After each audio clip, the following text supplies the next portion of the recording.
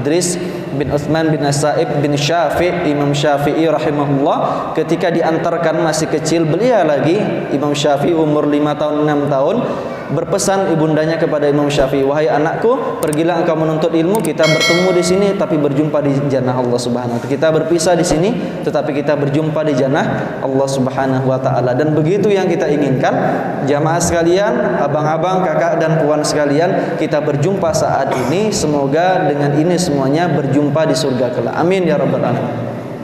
Kita akan membahas satu nazam, manzumah bahasanya. Dan ini jarang disampaikan di majelis-majelis ilmu yang lainnya. Bagi yang bisa mengikuti, alhamdulillah. Bagi yang tidak, mungkin bisa melihat sambungan-sambungan yang mungkin disiarkan di Sami, di Maslemen, di Masjid Jami, silakan. Nah, jamaah yang dimuliakan Allah Subhanahu wa taala, kita akan membahas tentang keseluruhan tentang kehidupan Rasulullah sallallahu alaihi wasallam yang itu diceritakan dalam bait-bait syair 1 sampai 110 bait dari lahir Rasulullah hingga wafat.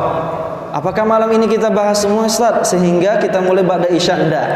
Mungkin malam hari ini cuma 1 bait saja, itu pun kalau tuntas gitu.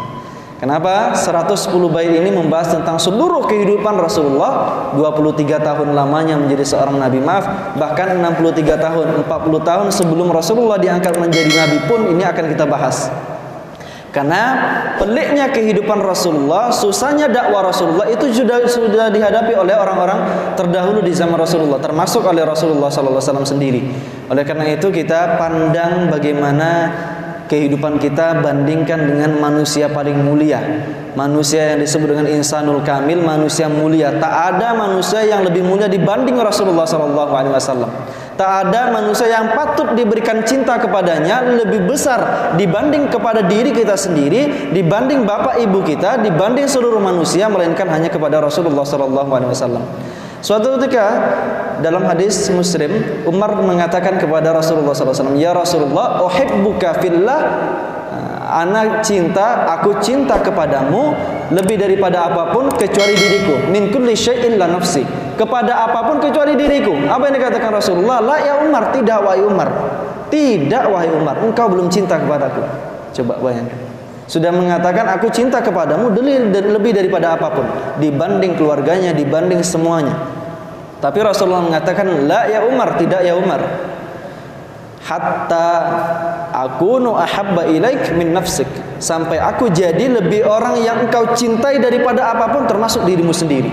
Maka Umar tidak berpikir lagi, tidak mungkin seperti orang-orang yang mungkin nanti Ustaz, saya nak dimanjangkan jenggot, malu sama kawan-kawan saya gitu kan, padahal sudah diperintahkan. Saya nak diangkat sikit atas mata kaki, susah Ustaz, segan sama bos saya di kantor. Tidak. Tetapi Rasulullah SAW ketika mengatakan itu kepada Umar bin Khattab, apa yang dikatakan Umar bin Khattab? Al-an ya Rasulullah, uhibbuka fillah min kulli syai' wa min nafsi, aku lebih cinta kepadamu lebih daripada apapun dan lebih daripada diriku sendiri. Al-an ya Umar, sekarang wahai Umar, sekarang engkau beriman kepada Allah dan Rasulnya. Lengkap keimanan seorang muslim sampai dia cinta kepada baginda Nabi besar Muhammad SAW. Sebagaimana yang disebutkan oleh Ustaz Guntur tadi, bahwasanya orang bohong dikatakan dia cinta tapi tak tahu nabinya bagaimana kehidupan. Pelik susahnya onak dan duri yang dihadapi oleh Rasulullah SAW. Kita saking maniaknya dengan sepak bola, Cristiano Ronaldo kalau sekali dia mau melakukan pertandingan, jadwalnya tahu tuh. Piala Dunia, jadwal dari A sampai Z tahu kita. Ini berhadapan dengan ini, jam tayangnya jam segini, CR7 ya. Berapa sih? Anak enggak tahu juga. Pokoknya Cristiano Ronaldo dicari tahu, seluruh selak beluknya sampai wanita simpanannya dan segala macam dicari tahu. Semua tentang Ronaldo dicari tahu. Subhanallah. Siapa Cristiano Ronaldo? Orang yang simpatisan Islam. Iya, semoga dia masuk Islam. Kita doakan ya. Amin ya rabbal alamin. Tetapi yang menjadi garis bawahi, kok bisa-bisanya kita maniak terhadap permainan bulu tangkis badminton, Yang kita tahu tentang atletnya, dicari tahu sedalam-dalamnya. Bahkan kita suka dengan adanya tanding AFC misalnya gitu ya, AFC di Indonesia, atau MMA yang setingkat dunia tentang Khabib Nurmagomedov. Dicari tahu sulak buluknya, kecilnya, bertarungnya dengan beruang. Ustaz kok tahu? Saya tahu juga, kadang lihat-lihat juga gitu ya. Tetapi sampai seperti itu. Tapi pernahkah kita bertanya pada diri kita sendiri bahwasanya ketika kita mengatakan asyhadu an la ilaha illallah, asyhadu anna Muhammadar Rasulullah, dan setiap azan berkumandang yang dikumandangkan oleh muadzin, kita berpikir sedalam apa kehidupan kita ketika kita bandingkan dengan baginda Nabi besar Muhammad SAW. Cinta enggak kita terhadap pakaian yang dicintai oleh Rasulullah SAW? Cinta enggak kita dengan tegur sapa senyumnya Rasulullah kepada saudara kita sesama muslim? Dan banyak hal-hal yang lainnya yang itu belum kita ketahui tentang baginda Nabi besar Muhammad SAW. Dan malam hari ini insyaallah kita akan buka dengan matan urjuzah. Matan urjuzah mi'iyah namanya, fi dzikri hali asyrafil bariyah. Urjuzah kenapa dinamakan nazam? Dia ada nathar. Nathar itu artinya prosa, tebal, bisa bentuknya tebal ataupun tipis, atau ringkasan, mukhtasar. Itu namanya nathar dalam bahasa Arab. Ada syair, ada syair. Syair sebagaimana orang-orang Arab mungkin biasa dia menggunakan syair, tetapi ada nazam. Nazam pembuatnya disebut dengan nazim. Nazam dan bentuk yang dibuatnya adalah manzumah, dan manzumah ini bernama urjuzah karena dia menggunakan akhiran-akhiran yang sama, dan akhiran yang sama dalam ilmu bahasa Arab balaghah disebut dengan bahrul rajaz. Disebut dengan bahrul rajaz dari kata rajaza. Dari rajaz diambil katanya menjadi urjuzah. Menjadi urjuzah, yaitu nazam yang berisi tentang intisari ilmu, atau secara bahasa Indonesia puisi yang berisi intisari ilmu. Nah, intisari ilmu apa? Kalau pada saat ini kita akan membahas fi dzikri hali asyrafil bariyah, menceritakan tentang semulianya manusia sealam semesta. Nah, kembali pada judul kita yang sudah melihat feednya, pamfletnya, membahas tentang manusia termulia sealam semesta. Dan inilah yang kita akan bahas pada malam hari ini. Kitab ini berisi sekitar 110 bait. 110 bait berisi tentang muqaddimah, kelahiran Rasulullah, pengasuhan Rasulullah, hijrah Rasulullah, diangkatnya Nabi Rasulullah, pergi ke Syam diangkatnya Nabi, kemudian pergi hijrah sampai Rasulullah SAW wafat meninggal dunia. Matan ini 110 bait, matan atau manzumah teringan yang harus dipelajari oleh para penuntut ilmu. Paling ringan. Kenapa? Di sana ada Alfiyah Al-Iraqi namanya. Alfiyah Al-Iraqi itu berisi sekitar 1000 bait. Dan itu para ulama juga biasa menghafal. Tapi 110 bait ini sudah cukup bagi mereka yang cinta kepada Rasulullah untuk menghafalnya setelah dia mempelajari ilmu Al-Quran, ilmu hadis, dan yang sebagainya. Dikarang oleh seorang alim ulama, seorang al-allamah. Nah, jamaah, kalau disebut allamah, kalau di dalam strata pendidikan ada S1, ada S2, ada S3, ada profesor emeritus. Di Indonesia profesor emeritus itu tidak banyak spesialisasi. Contoh, Profesor Dr. Said Naqib Al-Atas. Beliau adalah profesor tetapi emeritus. Dia ahli dari ahlinya bidang filsafat Islam, filosof beliau. Dari seluruh daripada Asia Tenggara, seluruh Asia, salah satu ulama yang itu tampil di Eropa adalah beliau, Profesor Dr. Said Naqib Al-Atas, profesor emeritus. Dia ahli dari ahlinya bidang. Dan al-allamah, ketika disebut oleh para ulama julukan al-allamah, maka dia sudah dibilang ahli dari ahlinya bidang. Dia lebih daripada hanya sekedar S3, lebih dari profesor, yaitu profesor emeritus. Atau bahkan kalau ada lebih daripada profesor emeritus, lebih lagi. Kenapa? Para ulama, para orang-orang cendekiawan kalau sampai profesor emeritus, dia hanya paham, contoh spesialis jantung. Spesialis jantung dia lebih paham lagi daripada saluran vena misalnya. Dia emeritus dalam bidang itu, tapi dia tidak emeritus dalam bidang yang lainnya. Tetapi kalau ulama disebutkan al-allamah, dia ahli dalam ilmu fikih dari A sampai Z. Dia ahli dalam ilmu akidah dari A sampai Z. Dia ahli dalam ilmu tafsir dari A sampai Z. Dia hafal sampai 500.000 hadis dari A sampai Z beserta dengan rijalul hadisnya. An Abdullah bin Umar, an Malik bin An-Nafi, an Malik bin Anas, an Abdullah bin Umar, an Nabi sallallahu alaihi wasallam, hafal. Jadi 500 buah hadis. Apalagi kalau disebut dengan al-hafiz. Nanti kita bahas tentang al-hafiz juga. Karena guru dari al-allamah ini adalah al-hafiz. Al-allamah Sadruddin Abul Hasan Ali bin Alauddin Ali bin Muhammad bin Syaraf Abul Barakat bin Abil Izzuddin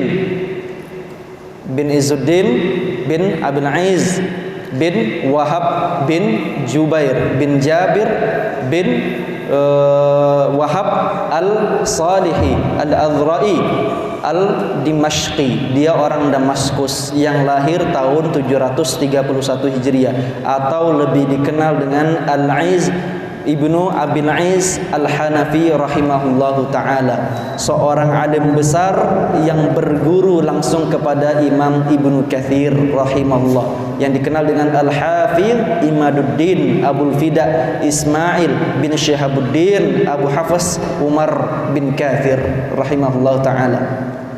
Jadi guru dari gurunya adalah orang alim besar juga. Dan kehidupan dari penulis kitab ini, Ibnu Abil Aiz bin Abdissalam, adalah orang yang sangat luar biasa. Ayahandanya Alauddin Ali adalah seorang qadhi besar. Kalau disebut dengan orang qadhi, maka dia adalah mahkamah agung senegara tersebut. Mahkamah agung dipegang oleh bapaknya. Jadi dia dari lahir, dari rahim keluarga yang berisikan semuanya penuntut ilmu. Sepupu, adik, kakak, abang, ibu, paman, ayah, kakek, semuanya itu adalah para ulama. Kakeknya lagi, di atasnya lagi Muhammad bin Muhammad, itu adalah seorang qadhi besar juga di Damaskus tahun 700 sekian. Nah, tahun 600 sekian sampai 731 lahir tanggal 22 Zulhijjah di Damaskus, seorang yang kelak menjadi pensyarah dalam kitab Aqidah Thahawiyah, penulis kitab Al-Ittiba, penulis matan Al-Urujuzah yang kita bahas pada malam hari ini. Beliau berguru kepada Al-Hafidh Ibnu Katsir. Kalau disebut dengan Al-Hafidh, bisa dikatakan tak ada lagi gelar yang lebih hebat. Al-Hafidh, dia bukan orang yang hafal Quran, tidak. Yang dia hafal minimal di atas 500.000 hadis.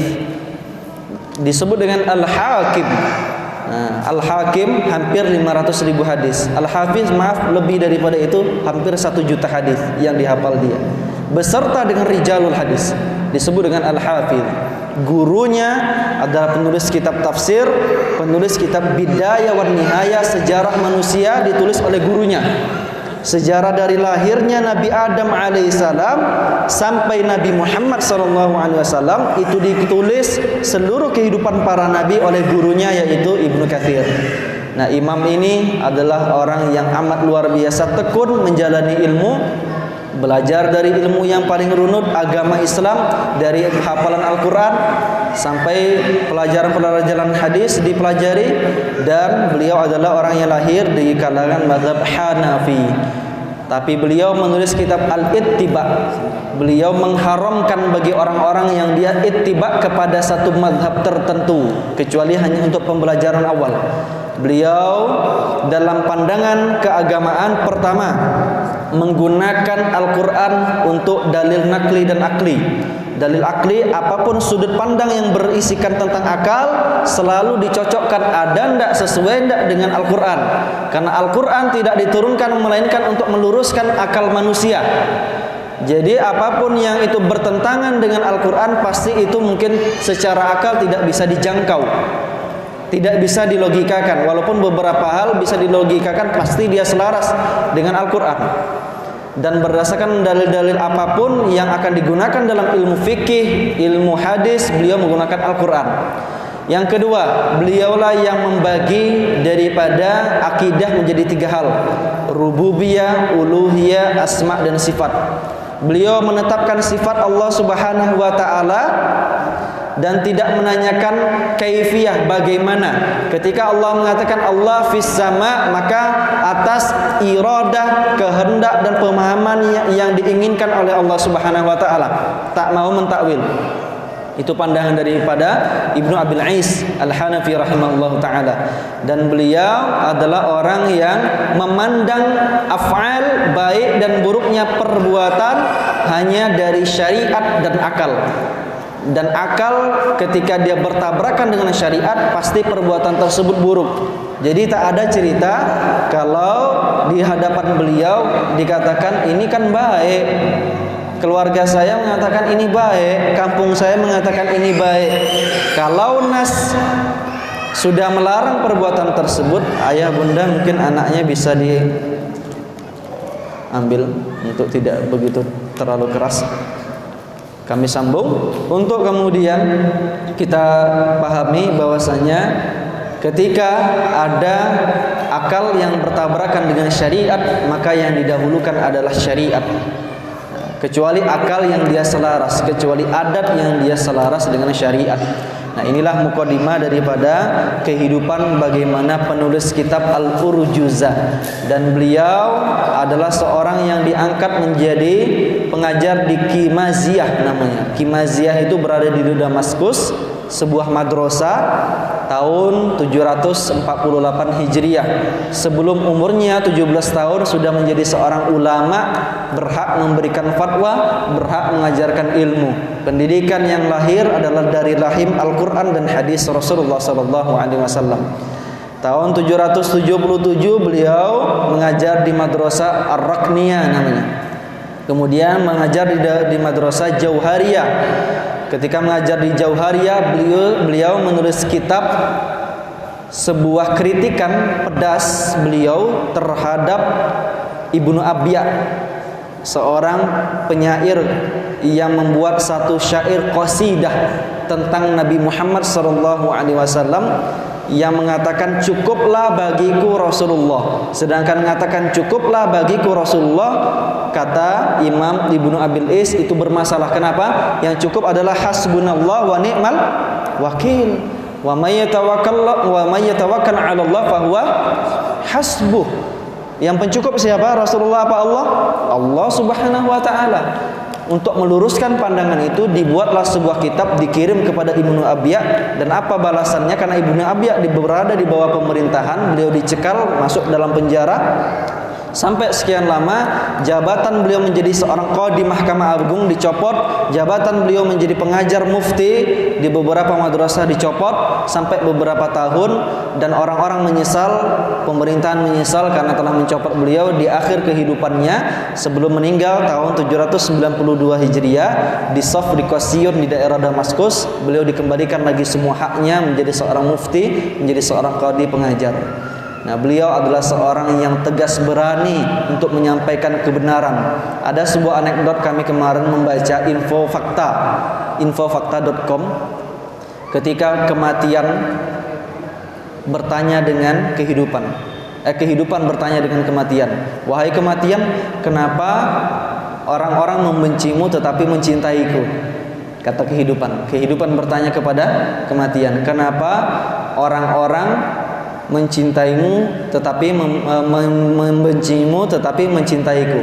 Maka apa yang dikatakan kematian? Engkau adalah kebohongan yang indah, sedangkan aku kebenaran yang pahit. Benar nggak? Benar. Kebenaran itu pahit. Nah, ini anekdotnya mungkin bisa dipahami juga nih. bagus kata-katanya, engkau adalah kebohongan yang indah, tetapi aku adalah kebenaran yang pahit. Dan itu yang dipahami oleh para ulama yang dia takut kepada Allah Subhanahu wa taala. Apapun yang mungkin beresiko, tetapi itu untuk meluruskan pandangan seluruh umat Islam disampaikan. Sekalipun mungkin dia akan dicambuk, sekalipun mungkin dia akan dipenjara. Hal-hal tersebut mungkin yang hilang pada saat ini. Kalau untuk melihat bagaimana lurusnya para umara, lihat lurus tidak para ulama. Untuk melihat lurusnya para ulama, lihat bagaimana masyarakat dekatnya dengan Al-Quran, dekatnya dengan ilmu pengetahuan Islam. Nah, di situ semuanya akan bertali sambung. Kalau dia dekat kepada Al-Quran, dekat kepada Allah Subhanahu wa taala, guru kami dulu, dosen, sering mengingatkan, ayo kita berakrab-akrab kepada Allah Subhanahu wa taala. Yuk berakrab-akrab kepada Allah Subhanahu wa taala. Nah, bahasanya berakrab-akrab. Ustaz Guntur tahu ya siapa yang menyampaikan, karena dosen kami sama waktu di Jawa dulu ya, di Mahat Ali An-Nur. Berakrab-akrab. Dan cara duduk kami dulu ketika di Yaman bukan seperti ini.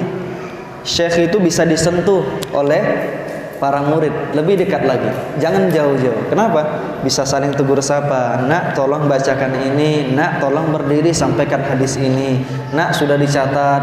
Seperti itu mulazamah, sehingga jalinan daripada tali asih pula ya, nah itu lebih erat ketimbang dengan pendidikan-pendidikan yang saat ini berbasis dengan meja, kursi dan yang sebagainya. Duduk seperti ini mendekatkan kita kepada ilmu, mendekatkan kita kepada Allah Subhanahu wa taala.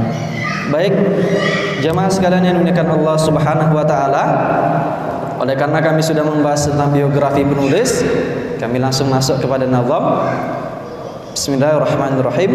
Uqaddimu lakum manzumata urjuzatun mi'iyah fi dzikri hali asyrafil bariyah di Ibni Abil Ais Al-Hanafi As-Sadihi Ad-Dimashqi rahimahullahu ta'ala. Nafa'ana Allahu bi'ulumihi wa bi'ulumikum wa bi'ulumi sa'irina salihin fi darain. Alhamdulillahil qadimil bari, thumma salatuhu ala al-mukhtari, wa ba'daha kasiratar rasuli, manzumatan mujazatal fusuli. Mauliduhu fi ashirin fadili, rabi'in awwali amal fili, lakinnamal mashhuru thani ashrihi, fi yawmin ithnaini tulu'a fajrihi. ووافق العشرين من نيسان وقبله حين أبيه حانا وبعد عامين غاد فاطمة جاءت به مرضعه سليما حليمة لأمه وعادت لأهلها به كما أرادت فبعد شهرين شقاق بطنه وقيل بعد 4 من سنه. Nah, ini 8 bait pertama tentang matan urjuzah. Pertama, seorang nazim penulis kitab mengatakan alhamdulillahil qadimil bari, alhamdulillahil qadimil bari. Nah, kita lihat apa yang dimaksud pada malam hari ini akan kami syarah. Syarah itu artinya menjelaskan, memaparkan. Alhamdu itu satu kalimat yang berisi tentang pujian, likamalil hubbi, kesempurnaan cinta kepada Allah Subhanahu wa taala. Itu berada satu kata atau satu kalimat dalam bahasa Arab, alhamdu. Kamalul hubbi likamalil dhulli, untuk sempurna menundukkan diri, sempurna cinta kepada Allah. Seorang muslim banyak mengatakan alhamdu. Alhamdu. Lihat, pakai kalimat, pakai ha kecil, alhamdu. Alhamdu. Kenapa? Kalau pakai ha besar artinya kehancuran. Nah, ini sering kami bahas ketika mengajarkan Al-Fatihah kepada orang banyak. Jangan mengatakan alhamdulillahi rabbil alamin, mengatakan alhamdu. Kalau pakai ha besar artinya kebinasaan, kehancuran bagi Allah Rabb semesta alam. Nah, ketika dia pakai ha, oleh karena itu pakai ha yang benar. Alhamdu adalah satu kalimat, satu kata yang menunjukkan kecintaan seorang muslim memuji kesempurnaan Allah Subhanahu wa taala dan ketundukan seorang muslim dari segala kekurangan membandingkan dengan ketidakadaan kekurangan sedikit pun pada zat Allah Jalla Jalaluhu, Allah yang maha mulia. Alhamdu. Dan lillah, kenapa disebut dengan lillah? Adalah dari kalimat Allah, ada lam di situ, lam untuk peruntukan namanya. Lam untuk lam ditaklil kalau dalam ilmu nahwu, lam untuk peruntukan. Lillah, sedangkan banyak nama Allah, kenapa menyebutkan alhamdulillah? Kenapa tidak alhamdu lil ghaffar, alhamdu lil afwu, tetapi mengatakan alhamdulillah? Kenapa? Karena Allah Subhanahu wa taala langsung mengatakan innani anallah, sesungguhnya aku anallah, sesungguhnya innani anallah, ketika mengatakan kepada Musa, lempar tongkatmu, ambil ke sana, pukul batu, tolong ke sana, mendekatilah tempat ini bi muqaddasin tua, tempat yang bukitnya saat itu disucikan oleh Allah Subhanahu wa taala. Innani anallah, sesungguhnya aku adalah Allah Subhanahu wa taala. Dan sebaik-baik asmaul husna adalah kalimat Allah Subhanahu wa taala. Disebut dengan alhamdulillah, hanya memperuntukkan kesempurnaan itu ada pada zat Allah Subhanahu wa taala.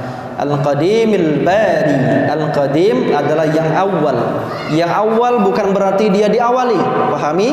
Yang awal bukan berarti Allah itu yang pertama diciptakan atau yang ada, tetapi dia Qadimil Bari, dia sudah ada semenjak sebelum zaman ada, dan itu tidak bisa dijangkau oleh akal pikiran.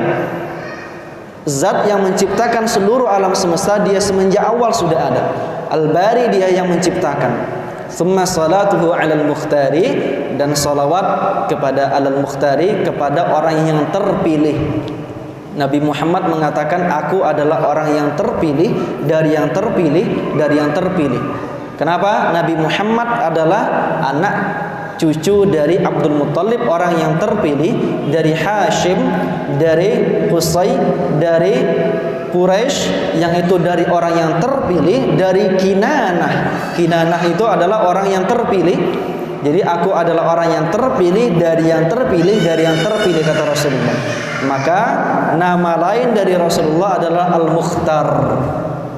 Ustaz Mukhtar mana Ustaz? Tak nampak. Ada Ustaz? Ada di balik. Oh iya, tak nampak. Ustaz Mukhtar. Al-Mukhtar artinya yang terpilih. Nabi Muhammad SAW adalah orang yang terpilih.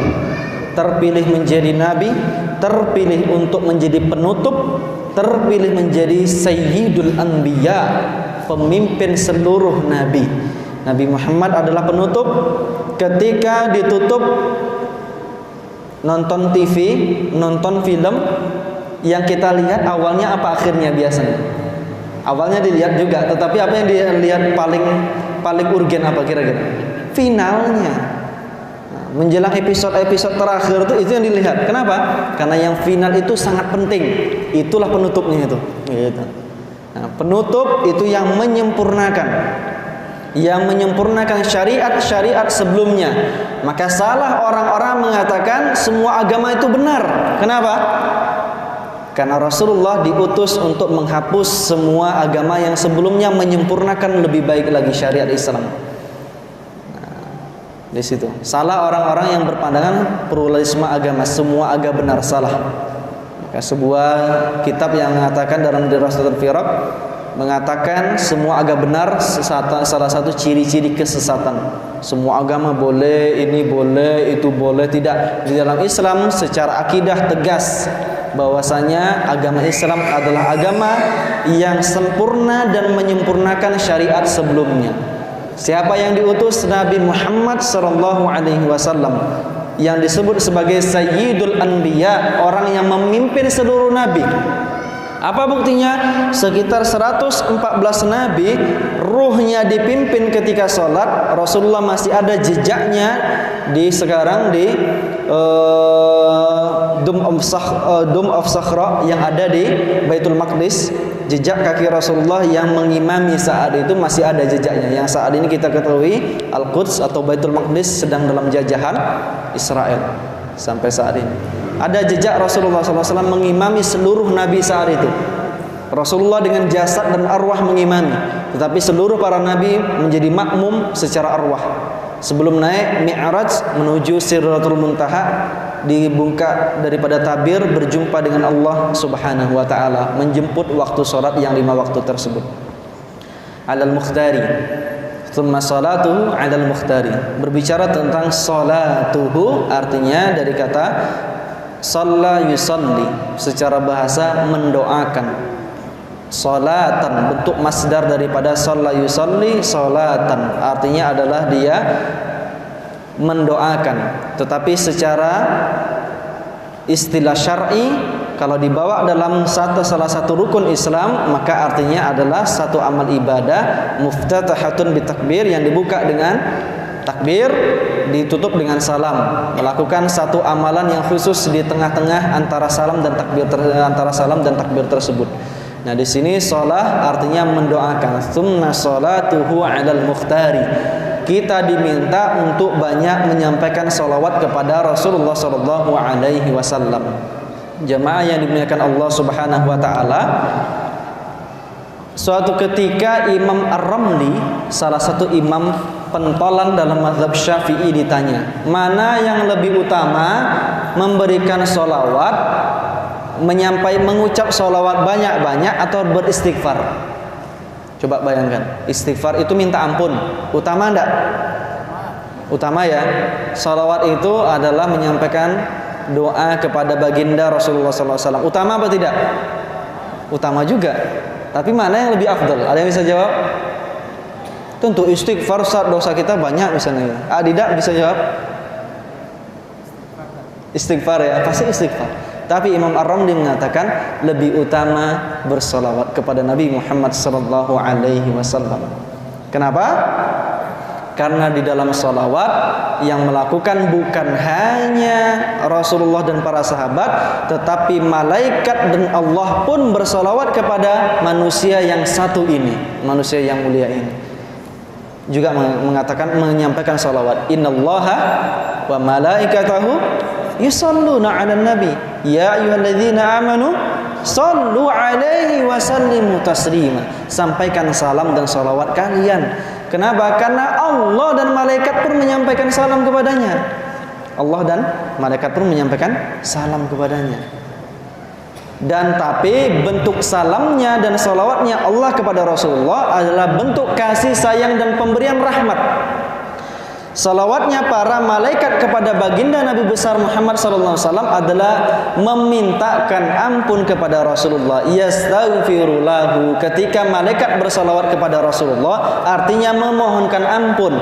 Dan ulama seperti Ar-Ramli mengatakan, maka setiap orang yang mengatakan sallallahu ala Muhammad ketika mengucapkan, didengar di kalimatnya, di telinganya Muhammad, apa yang dikatakan? Sallallahu alaihi wasallam, atau Allahumma salli ala nabiyina Muhammad.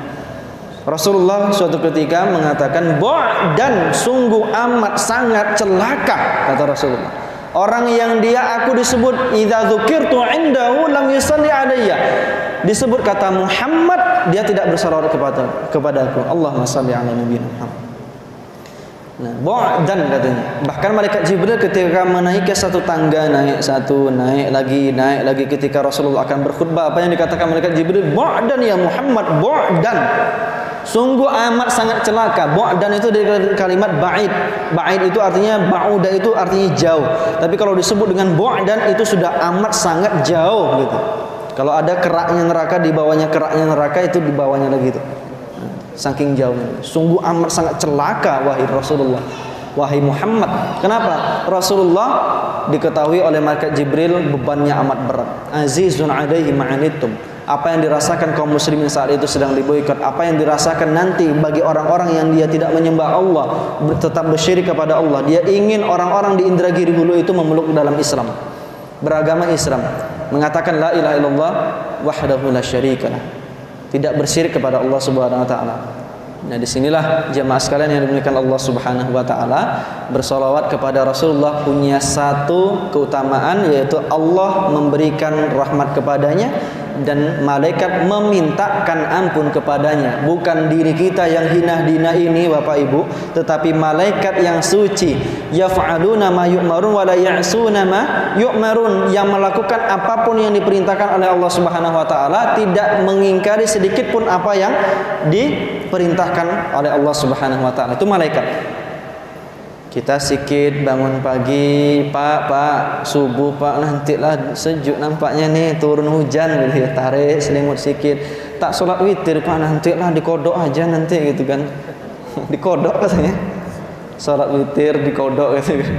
Sholat malam dikodok gitu kan. Nanti aja dah kodok waktu duha nanti kan boleh. Memang secara fikih boleh, tapi sesekali kalau dia memang sudah biasa, tiba-tiba dia meninggalkan, bukan sengaja. Pak, salat isya Pak, nanti lu enak betul sinetron Ikatan Cinta Fitri ini, ikatan cinta ini misalnya gitu ya. Sedap. Banyak berbuat dosa. Ketika kita yang hanya beristighfar kepada Allah, belum tentu para malaikat mendoakan kita, tetapi ketika kita menyampaikan salawat kepada Rasulullah, pasti malaikat juga mendoakan kita semuanya. Yang paling pendek adalah istighfar, salawatnya Jibril kepada Nabi Muhammad. Apa salawatnya? Sallallahu ala Muhammad. Itu paling pendek. Sallallahu ala Muhammad, itu paling pendek. Kalau mau panjang, Allahumma salli ala nabiyina Muhammad wa ala Muhammad kama sallaita ala Ibrahim wa ala ali Ibrahim wa barik ala nabiyina Muhammad wa ala Muhammad kama barakta ala ali Ibrahim wa ala ali Ibrahim innaka Hamidum Majid. Tapi tidak sampai 100 kali nanti sehari. Panjang betul katanya. Palah masad bacanya. Maka yang pendek saja. Sedikit tetapi itu berpahala besar. Sallallahu alaihi Muhammad, sallallahu alaihi wasallam. Allahumma salli ala nabiyina Muhammad, Allahumma salli ala nabiyina Muhammad. Per 1 detik. Berapa kira-kira? 1 detik sampai 100 kali itu? Hanya berapa? 100 detik. 1 menit 40 detik saja. Apa balasannya? Allah balas 1000 kali lipat rahmat, dan Allah balas 1000 kali lipat malaikat mendoakannya. Bahkan yang mampu dalam sehari memberikan 1000 salawat. Maaf, kami tidak sebutkan riwayat siapa hadisnya, tetapi insyaallah hadis ini sahih, disampaikan oleh Dr. Hikmatullah ketika kami berjumpa dulu di Pematang Rebah. Beliau menyampaikan yang bersolawat mampu, dia mengatakan 1000 kali, ya Rasulullah, ketika semua hidupku, semua waktuku. Ada seorang sahabat bertanya kepada Rasulullah, aku gunakan untuk menyampaikan solawat kepadamu. Tapi sebelumnya sahabat yang lain bertanya, ya Rasulullah, bagaimana aku menyampaikan salawat kepadamu? Ucapkan sallallahu ala Muhammad atau Allahumma salli ala nabiyina Muhammad wa ala ali Muhammad. Apa dapat faedahnya? Kalau aku mampu melaksanakan 5 kali, engkau akan dapatkan ini. Kalau aku mampu 100 kali, engkau dapatkan ini, kata Rasulullah. Kalau aku mampu setiap detik dalam kehidupanku aku bersalawat sampai ribuan kali, maka lam yamut hatta yubsyirullahu lahul jannah. Dia tidak mati sampai Allah kabarkan baginya surga bagi dirinya. Dia tidak mati sampai Allah kabarkan baginya surga Allah Subhanahu wa taala. Nah, ini salah satu daripada keutamaan salawat. Man shalla alayya wahidah, barang siapa yang dia bersalawat kepadaku 1 kali, sallallahu lahu asyrah, Allah akan bersalawat kepadanya sebanyak 10 kali. Dan Allah akan mengangkat huttat anhu khati'atuhu, akan dihapuskan 10 kali kesalahannya. Kesalahan kita kepada anak, kesalahan kita kepada ibu, kepada bapak, kepada istri, kepada suami, kepada teman, kepada sahabat, kepada bos, kepada karyawan, Allah maafkan 10 kali. Wa rafa'at lahu 10 derajat, dan Allah angkat minimal 10 derajat. Setiap derajatnya di surga Allah akan ditingkatkan lagi. Nah, ini bait yang pertama. Alhamdulillahi qadimil bari summa salatuhu 'alal mukhtari wa ba'duha kasiratar rasuli. Wa ba'du artinya wa ba'du, dan setelah ini tolong ambillah, kata nazim. Wa ba'du haka, ambil ini, siratar rasuli, jalan kehidupan Rasul Nabi Muhammad sallallahu alaihi wasallam, manzumatan mujazatal fusuli, yang tersusun dalam bentuk puisi 110 bait yang berintisarikan kehidupan Rasulullah sallallahu alaihi wasallam, fusuli, dan terbagi berpasal-pasal dalam kehidupannya. Semoga kelak kita termasuk yang menyelesaikan sebanyak 110 bait, amin ya rabbal alamin. Maka senantiasa konsisten. Alhamdulillah kita selesai tentang muqaddimah. Insyaallah akan kita bahas pada pertemuan berikutnya. Kami kembalikan kepada pembawa acara tentang matan urjuzah. Jamaah yang dimuliakan Allah Subhanahu wa taala, matan urjuzah matannya hanya segini 110 bait. Silakan ayah bunda yang ingin mengikuti kajian terus berlangsung mulazamah jami ini bersama kami, silakan mencari sendiri, bisa membeli atau mencari PDF-nya matan urjuzatul mi'iyah fi dzikri hadi asyrafil bariyah. Karena minimal kalau ayah bunda paham bisa menyampaikan kepada keluarganya, semoga kelak menjadi amal jariyah yang tidak terputus. Allahumma shalli ala nabiyina Muhammad wa ala Muhammad. Assalamualaikum warahmatullahi wabarakatuh. Kami